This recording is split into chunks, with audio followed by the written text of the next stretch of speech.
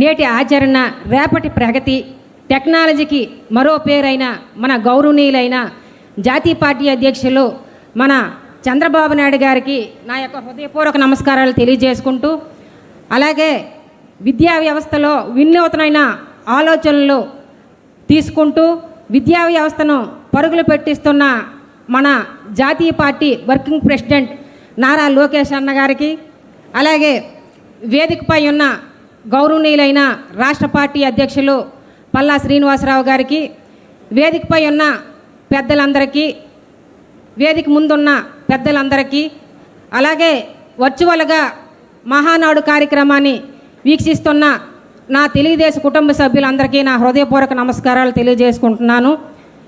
మహిళలను గౌరవించడం, మహిళలకు అవకాశం కల్పించడం, మహిళలకు ఆత్మధైర్యాన్ని ఇచ్చిన పార్టీ తెలుగుదేశం పార్టీ.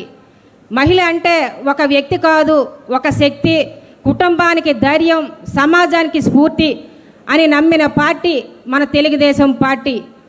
మహిళా సాధికారతను మాటల్లో కాకుండా చేతల్లో చూపించిన పార్టీ మన తెలుగుదేశం పార్టీ. మహిళా సాధికారతకు నిలువుటద్దం మన గౌరవనీయులైన చంద్రబాబు నాయుడు గారు. దానికి మహిళా సాధికారతకు నిలువుటద్దం అని చెప్పడానికి ఒక సామాన్య మహిళ అయినటువంటి నన్ను ఒక పోలిట్ బ్యూరో సభ్యురాలుగా తీసుకొని ఈ డయాస్ మీద మాట్లాడే అవకాశం కల్పించినాయి.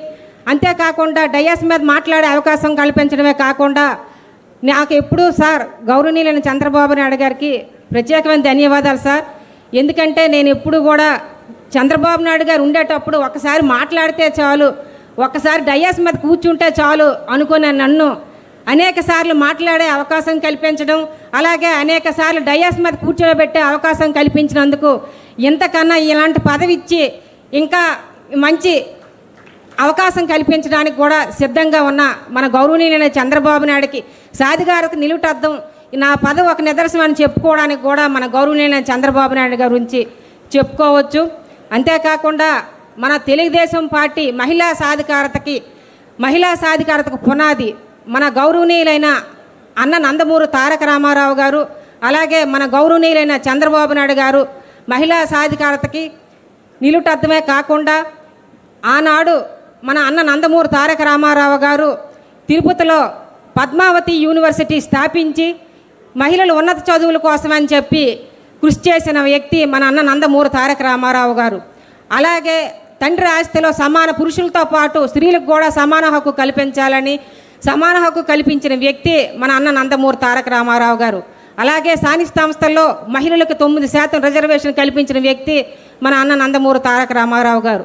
వితంతువులకు పెన్షన్ పెట్టి అభయహస్తం అందించిన ఘనత మన అన్న నందమూరి తారక రామారావు గారిది.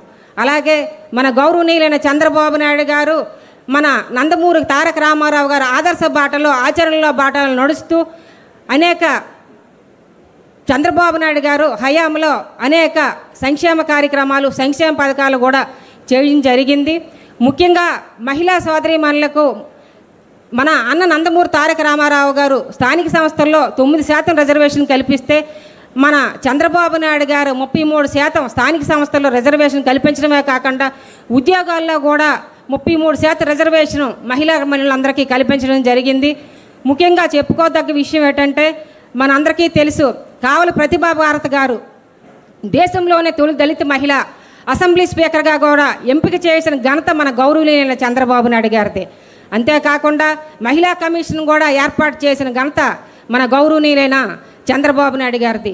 అన్ని రంగాల్లో మనకు చూసుకుంటే ఆర్టీసీ బస్సుల్లో కండక్టర్లను, డ్రైవర్లను నియమించడమే కాకుండా మహిళా పోలీసులను కూడా నియమించిన ఘనత మన గౌరవనీయులైన చంద్రబాబు నాయుడు గారిదే. ఆ రోజు మన అందరికీ తెలుసు, ఇంజనీరింగ్ కాలేజీలను ప్రవేశపెట్టి ఈరోజు సాఫ్ట్వేర్లుగా ఉన్నతమైన స్థానంలో ఉంటూ ఆర్థికంగా బలోపేతమైన స్త్రీలందరికీ కూడా మన ఘనత మన చంద్రబాబు నాయుడు గారిదే. అంతేకాకుండా చంద్రబాబు నాయుడు గారు అనేక కార్యక్రమాలు కూడా మహిళలకు చేయడం జరిగింది. 2024లో కూడా 22 మంది మహిళా ఎమ్మెల్యేలను కూడా మనకి చట్టసభల్లోకి అవకాశం కల్పించడం జరిగింది. క్యాబినెట్లో కూడా అవకాశం ఇవ్వడం జరిగింది. అలాగే ఉద్యోగులకు వెటర్నరీ సెలవులు మన గౌరవనీయులైన చంద్రబాబు నాయుడు ఇవ్వడమే కాకుండా మనకి ఆనాడు దీపం పథకం కింద ఉచిత గ్యాస్ కనెక్షన్లు ఇవ్వడం కాకుండా ఈనాడు గ్యాస్ సిలిండర్లు కూడా అయిపోయిందా, ఈనాడు ఉచిత గ్యాస్ సిలిండర్లు కూడా మన గౌరవనీయులు చంద్రబాబు నాయుడు గారు అందజేయడం జరిగింది. చంద్రబాబు నాయుడు గురించి మాట్లాడుకోవాలనుకుంటే ఆయన ఒక వ్యక్తి కాదు, శక్తి కనుక ఎన్ని రోజులైనా మాట్లాడుకోవచ్చు. టైం ఆసనం అయింది కనుక అందరు వేదికపై నాకు ఇలాంటి అవకాశం ఇచ్చిన మన గౌరవనీయులు చంద్రబాబు నాయుడు గారికి మరొక్కసారి ధన్యవాదాలు తెలియజేసుకుంటూ, అలాగే మన సినీస్ గారు ప్రవేశపెట్టిన ఈ తీర్మానాన్ని బలపరచడం జరిగింది. ధన్యవాదాలు శ్రీదేవి గారు.